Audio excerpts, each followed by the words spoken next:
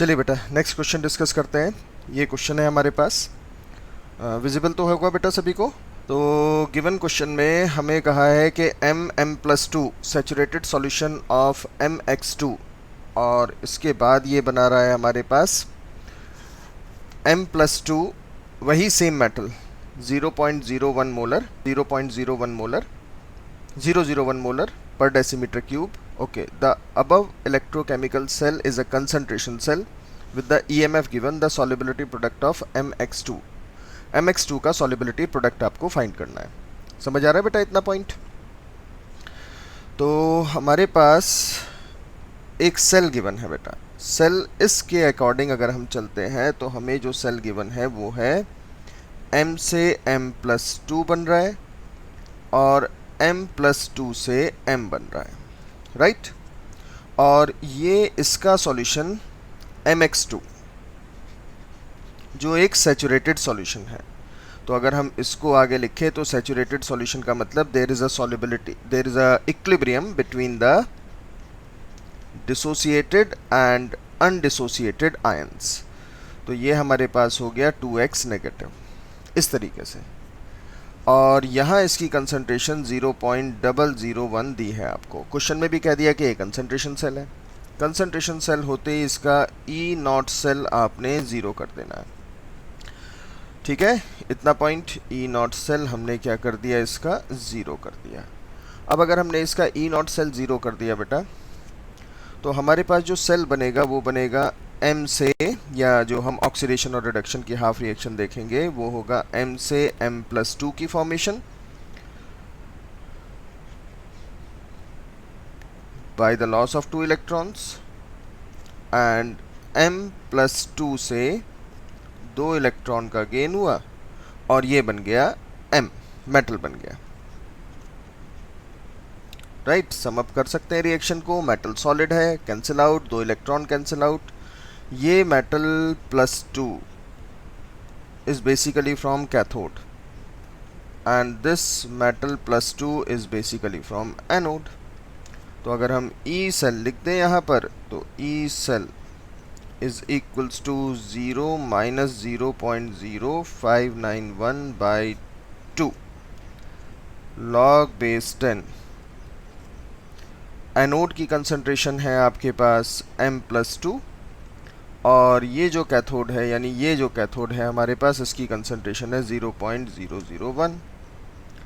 तो यहाँ से आप E0 सेल की वैल्यू प्लेस कर दीजिए 0.05915 इज इक्वल्स टू, इसको प्लस कर देते हैं तो 0.0591 बाई 2 हो जाएगा लॉग बेस 10, और ये बन जाएगा 0.001 बाई m+2। हमने नेगेटिव को पॉजिटिव किया इसीलिए रेसिप्रोकल कर दिया।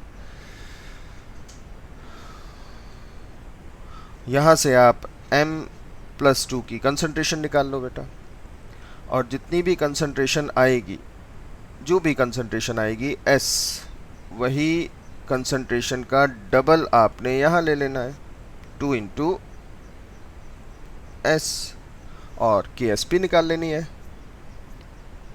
नेक्स्ट क्वेश्चन देख लीजिए बेटा। A galvanic cell is composed of hydrogen electrode, one of which is standard one, in which of the following solution should the other electrode be immerse to get the maximum cell potential for the feasible cell. दो इसमें चीज़ें underline करने की हैं आपने। एक तो आपने देखना है कि सेल फिजिबल हो, यानी ई सेल पॉजिटिव आए, और वो भी मैक्सिमम आना चाहिए।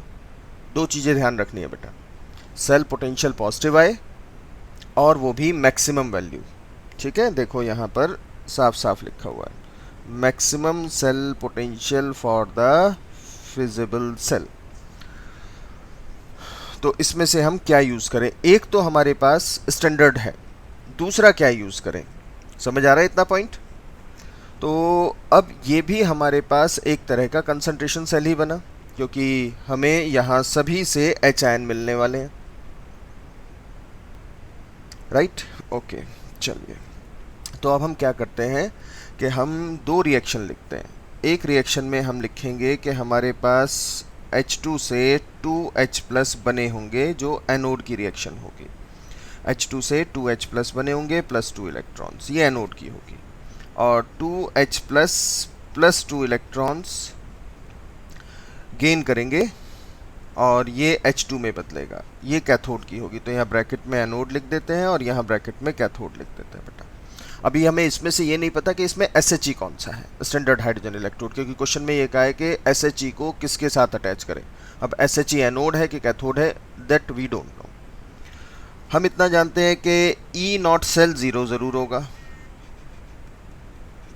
राइट।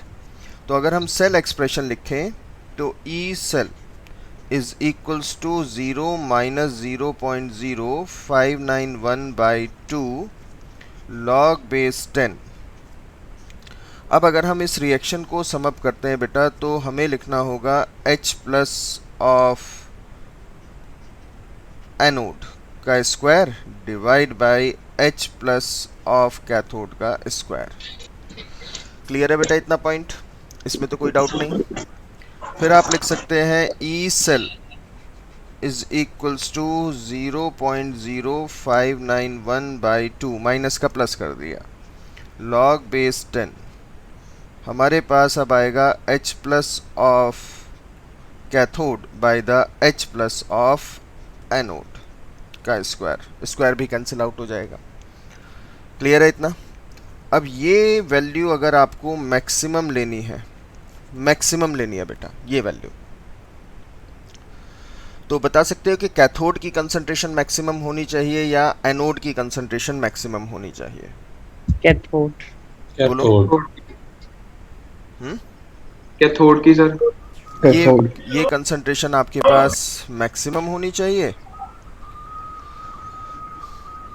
और ये कंसंट्रेशन आपके पास मिनिमम होनी चाहिए। क्लियर है इतना, कोई डाउट तो नहीं बेटा इतने पॉइंट पर। अब मिनिमम कंसंट्रेशन H आयन की इन 4 सॉल्यूशंस में से किसके पास है? NH4OH। यस। क्योंकि इसकी अगर हम OH आयन कंसंट्रेशन ले, पहले तो हमें अल्फा मालूम होना चाहिए था, लेकिन फिर भी ये बेस है तो इसकी OH आयन कंसंट्रेशन ज़्यादा होगी और H आयन कंसंट्रेशन कम होगी।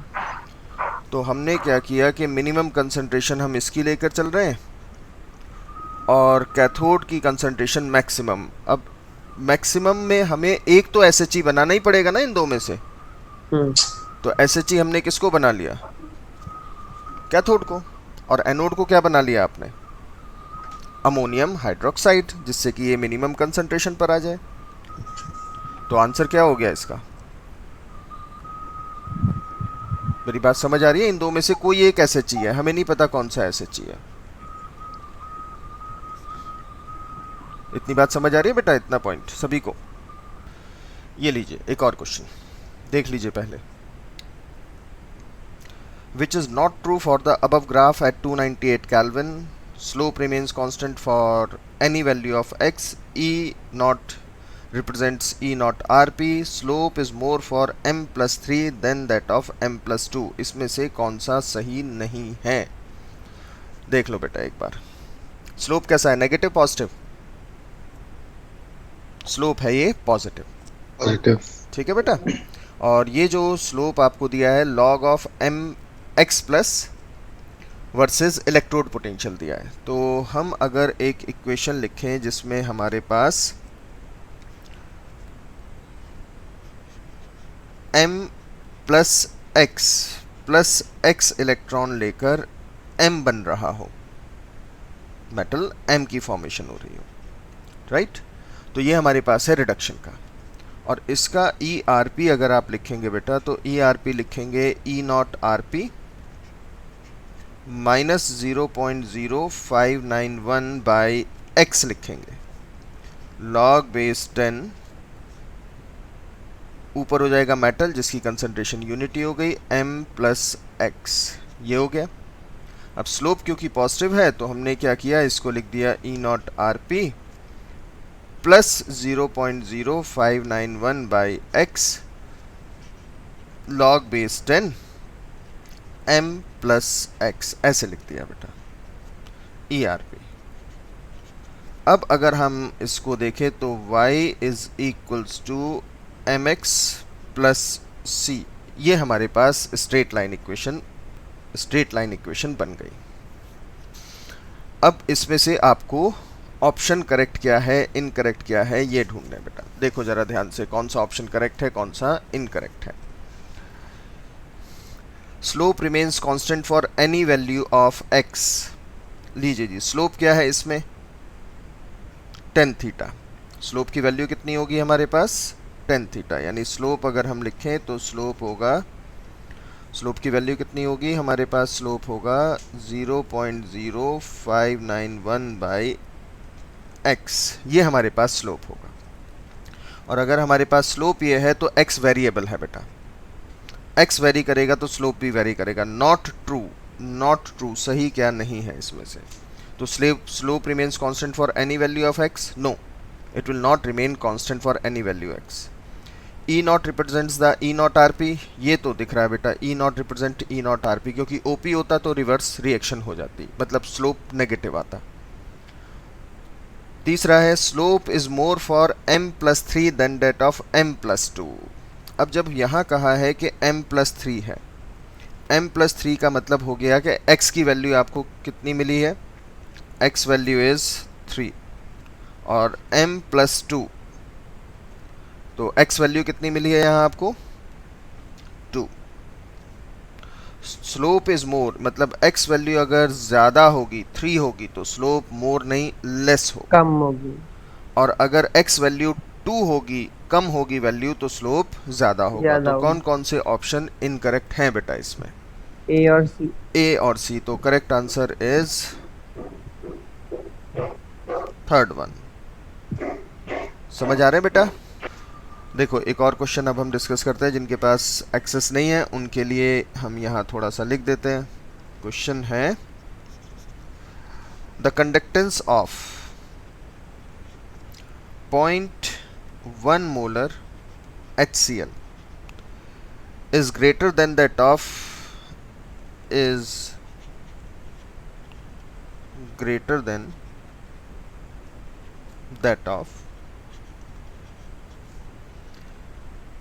NaCl, राइट, और इसकी कंसंट्रेशन भी सेम है 0.1 मोलर।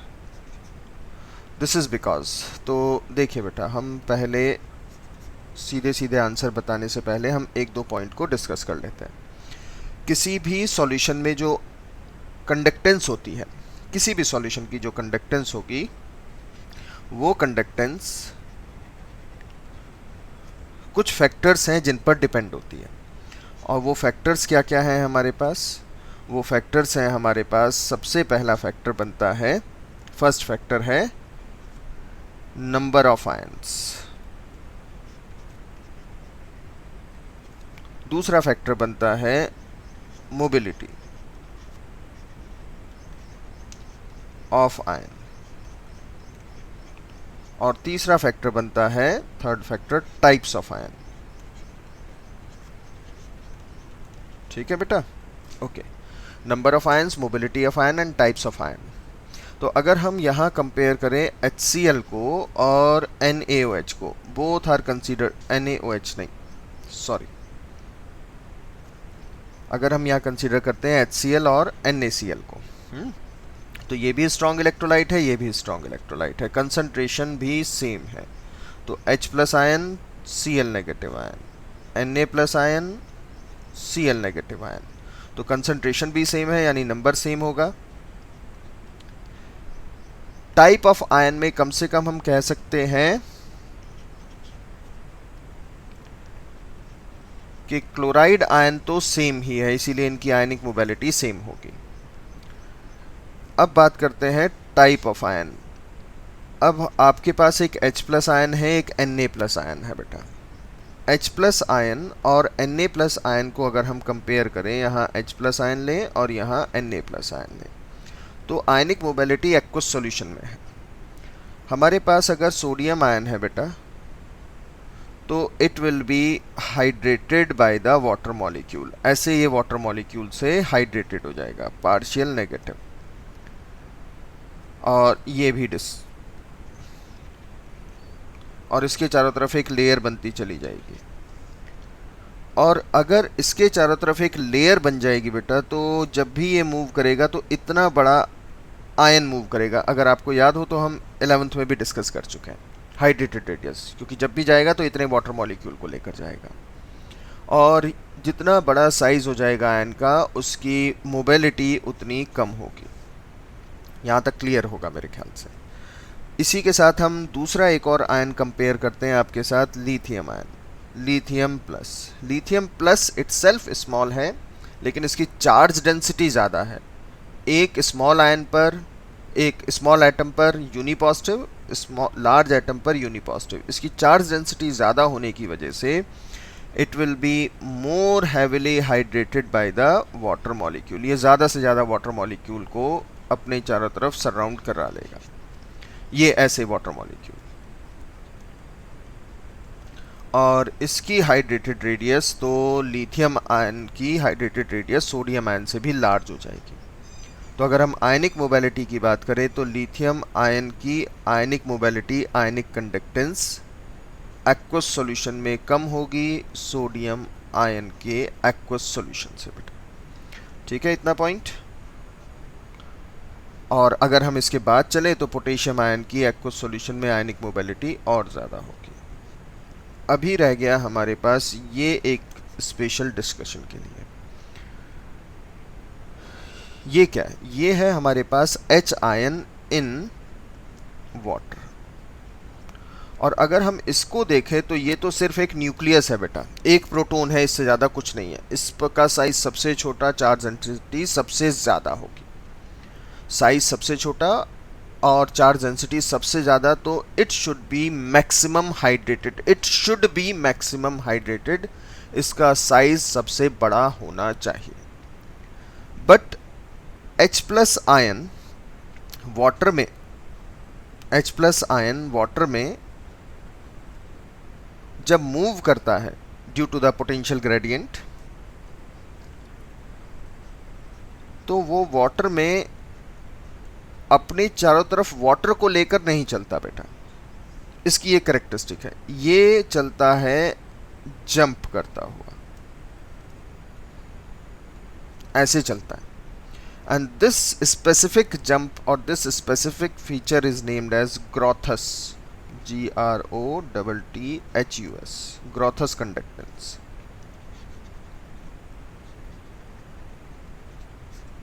इसको बोलते हैं ग्रोथस कंडक्टेंस। तो ये कूद कूद करके, जंप लगा लगा करके, लॉन्ग जंप लगा लगा करके भागता है अपने कैथोड की तरफ। इस वजह से एक्सेप्शनली H आयन की आयनिक कंडक्टेंस बहुत ज़्यादा होती है। एक्सेप्शनली आप कह सकते हो कि ये कंडक्ट करने का मेथड ही बदल देता है वाटर के अंदर। एक वाटर से अटैच होता है, फिर दूसरे से अटैच होता है, फिर तीसरे से। जब चलता है तो अपने साथ पूरा वाटर मॉलिक्यूल का बेड़ा लेकर नहीं चलता, वाटर वहीं का वहीं रह जाता है। ये कूदता है, जंप करता है। लेकिन बाकी जितने भी आयन हैं, ये सब के सब अपने साथ वाटर मॉलिक्यूल का बेड़ा लेकर चलते हैं। इसीलिए इस H आयन की आयनिक कंडक्टेंस सभी आयन्स में एक्वस सॉल्यूशन में कंसीडर करें तो सबसे ज़्यादा होगी। तो now you should get the answer कि conductance of 0.1 molar solution is greater than that of NaCl due to the more ionic mobility of H plus ion than sodium ion. I hope clear to all of you. Next question में है the correct order of electrical conductivity of the following aqueous solution. तो आपके पास कुछ aqueous solution given है बेटा, self म्यूट्रो। उसमें है 0.1 molar acetic acid CH3COOH। दूसरा है 0.1 molar chloroacetic acid, that is CH2COOH and Cl। तीसरा है आपके पास 0.1 मोलर CH2COOH, ये हो गया फ्लोरीन बेटा। और फोर्थ है 0.1 molar difluoro CH2 not CH2, ये हो गया CH fluorine and one more fluorine and COOH, right. अब ये क्वेश्चन भी जो अभी हमने डिस्कस किया था electrical conductivity in the following aqueous solution से ही बेस्ड है। ये भी डिपेंड करेगा number of ion, type of ion, like this one. ठीक है बेटा, मोबिलिटी ऑफ आयन। तो अगर हम देखें तो ये सभी के सभी एज सच तो वीक एसिड की कैटेगरी में आते हैं, कार्बोक्सिलिक एसिड है। कंसंट्रेशन सबकी बराबर है 0.1 0.1 0.1। इससे आपको मिलेगा CH3COO negative plus H plus, ये मिलेगा बेटा। Yes, sir. ओके, दूसरे केस में आपको मिलेगा CH2COO नेगेटिव, लेकिन यहाँ लगा होगा क्लोरीन प्लस H प्लस। तीसरे केस में आपको मिलेगा CH2COO negative plus H plus, लेकिन यहाँ फ्लोरीन लगा है बेटा, इस कार्बन पर ये लगा है फ्लोरीन। और लास्ट केस में आपके पास लगे हैं दो फ्लोरीन।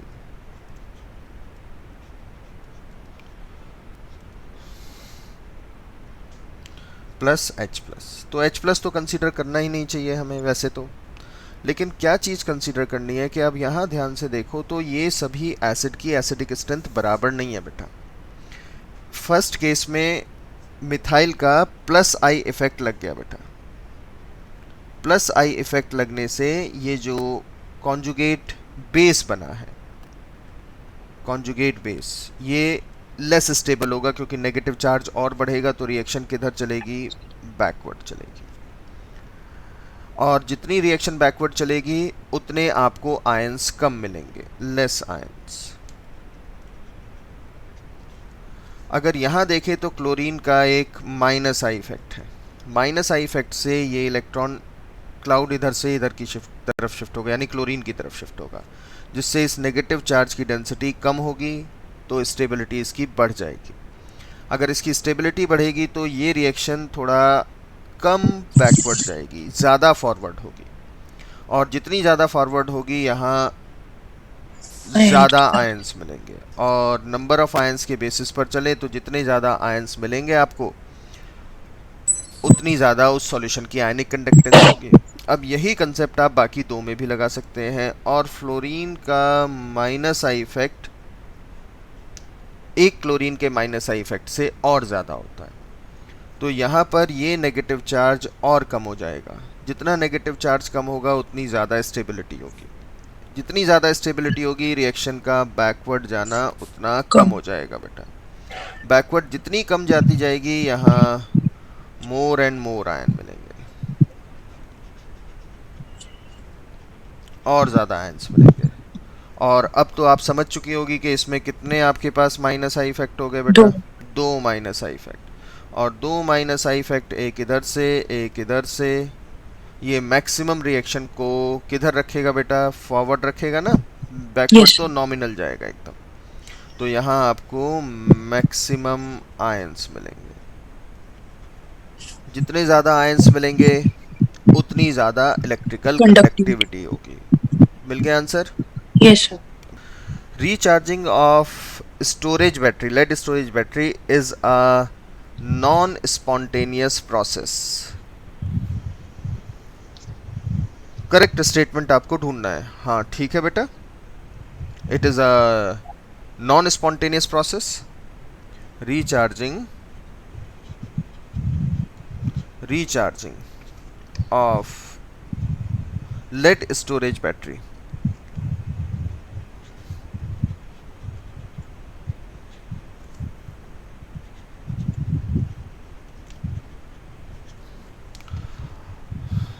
क्यों होगा या कैसे निकालेंगे बेटा? देखो, स्पॉन्टेनियस प्रोसेस किसको कहते हैं? जो खुद हो जाए, हमें एक्सटर्नल अप्लाई करना पड़ता है इसीलिए। एग्जैक्टली अगर आप बंद कर देंगे बाहर से तो प्रोसेस बंद हो जाएगा, प्रोसेस बंद हो जाएगा। जबकि स्पॉन्टेनियस प्रोसेस क्या था? विच रिक्वायर्स द इग्निशन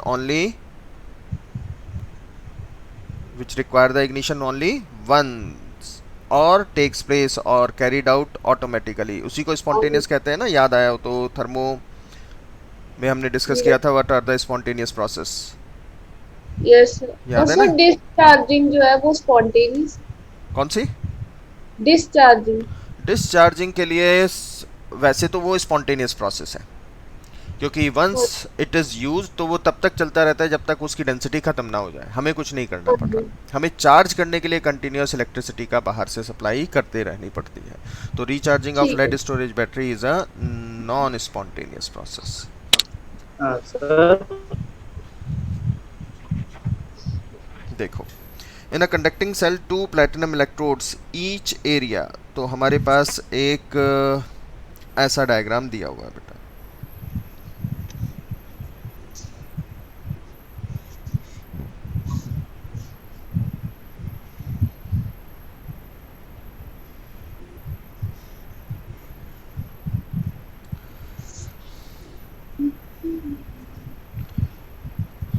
ये एक सेल बना दिया, ठीक, और नेचुरली एक इधर से कनेक्ट कर दिया और एक इधर से कनेक्ट कर दिया, राइट। तो conducting cell the 2 platinum electrode each of area, तो इलेक्ट्रोड्स का जो एरिया गिवन है आपको वो गिवन है 10 सेंटीमीटर स्क्वायर का, right. Are fixed 1 centimetre apart, इन दो के बीच में जो गैप दिया है वो है 1.5 सेंटीमीटर का। The cell contained 0.05 normal solution, concentration दी है 0.05 नॉर्मल, ये भी ठीक है। If the 2 electrodes are just half dipped into the solution, मतलब आधा ही भरा है बेटा, ऐसे आधा ही भरा है, right, into the solution as shown with resistance R दिया है आपको, आर कितना दिया है 50 ओम दिया है बेटा। The equivalent conductance of the solution is lambda EQ आपको फाइंड करनी है।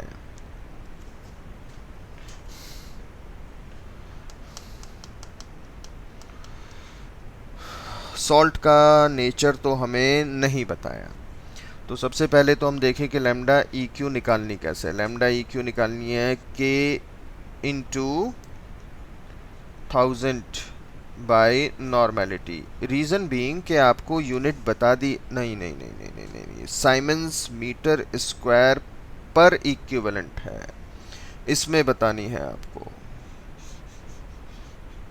देखो जरा ध्यान से बेटा क्या हुआ,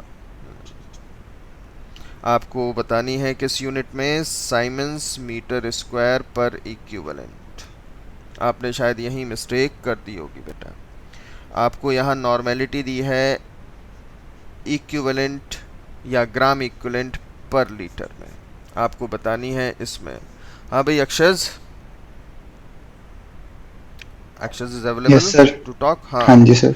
ज़रा बताओगे कि इसमें सेम फार्मूला यूज़ करेंगे हम K इंटू 1000 बाई नॉर्मेलिटी, या चेंज करना पड़ेगा हमें फार्मूला? नहीं सर, यूनिट्स चेंज हो गए, इसलिए चेंज करना यूनिट्स पड़ेगा। चेंज होंगी इसलिए चेंज करना पड़ेगा, जिसको भी डाउट है। क्लियर है बेटा? अच्छा, फार्मूला क्या इस्तेमाल होना चाहिए अब बताओगे किया नहीं? RPS, हाँ अक्षर? नहीं, K by M, only K by M या N? N मतलब N। ओके, तो क्यों? क्योंकि यहाँ हमारे पास किस में बताना है हमें?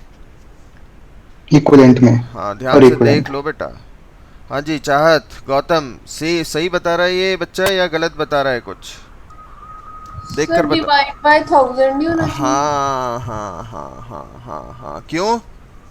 क्योंकि अब वो लीटर से मीटर क्यूब लीटर में है। लीटर क्यूब में बदलना लीटर पड़ेगा। में, कहाँ yes, है yes। अक्षर तेरा ध्यान बच्चे? Sorry sir, sorry sir. कोई बात नहीं, चलो। तो lambda EQ is equals to how much? बोलो formula. K into N by 1000। K into N by 1000। समझ आया बेटा? तो lambda EQ is equal to K divide by N into 1000। अच्छा जी, K की वैल्यू कैसे निकाले जी? जल्दी बोलो, किसने पूछा था doubt? Sir 1 by R into L by A। अच्छा जी, तो रेजिस्टेंस भी है आपके पास? Yes sir. तो K तो हमारे पास होता है ना R is equal to rho L by A। हाँ जी। तो अब एक काम करते हैं कि R तो है, इसको लिख देते हैं हम 1 by K, Yes, sir. 12/a। ठीक है, इतना पॉइंट, कोई डाउट तो Yes, नहीं? sir. No, sir. Put the data, calculate. आगे बढ़ो बेटा।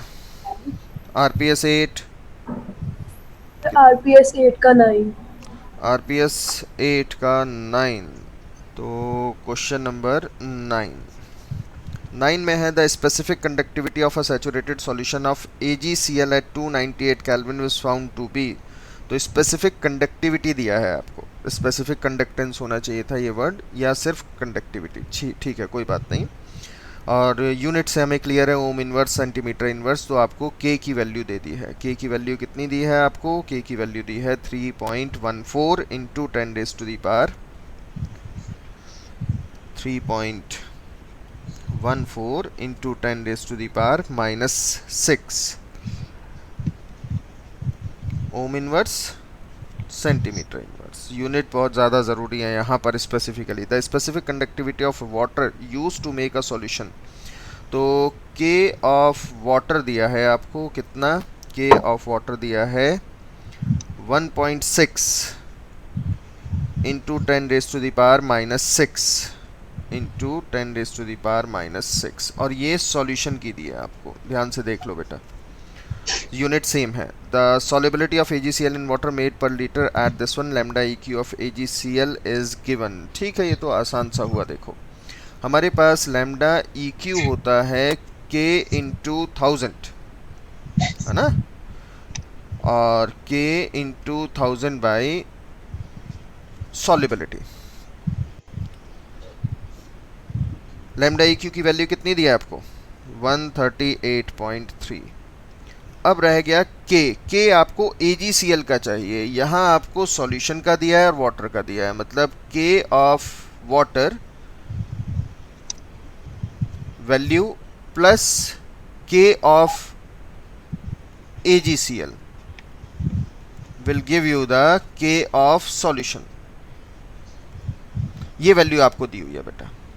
तो आपको ये वैल्यू चाहिए। वाटर की वैल्यू कितनी दी है? 1.6 into 10 raise to the power -6 plus K of AgCl is equals to 3.14 into 10 raise to the power -6। तो आपको यहाँ से किसकी वैल्यू मिल जाएगी? के ऑफ AgCl की वैल्यू मिल जाएगी, और ये वैल्यू आपको यहाँ प्लेस करनी है। तो 1.38 इंटू ये वैल्यू माइनस करेंगे, के सॉलिबिलिटी आ जाएगा, सॉलिबिलिटी प्रोडक्ट निकाल लीजिए। ठीक है, जिसको डाउट पूछा था बेटा जिसने, Yes. आपका यही पॉइंट होगा कि ये दूसरी वैल्यू किस लिए दी हुई है। Yes. राइट, चलिए बेटा, बाकी डाउट्स कल।